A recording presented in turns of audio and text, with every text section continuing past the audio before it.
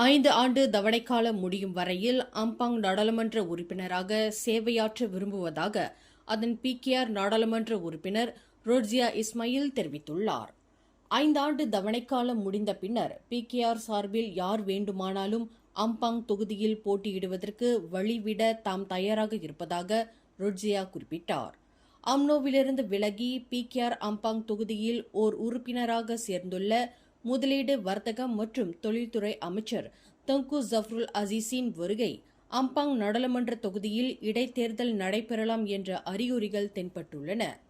தங்கு ஜஃப்ருலின் செனட்டர் பதவிக்காலம் முடிவுறும் நிலையில் அவர் அமைச்சர் பதவியை இழக்கும் அபாயத்தில் உள்ளார்.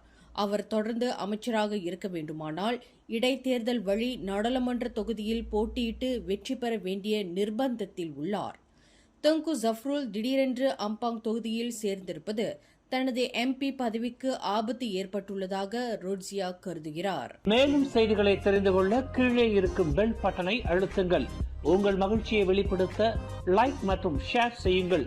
தொடர்ந்து திசைகளோடு இணைந்திருக்க சப்ஸ்கிரைப் செய்யுங்கள்.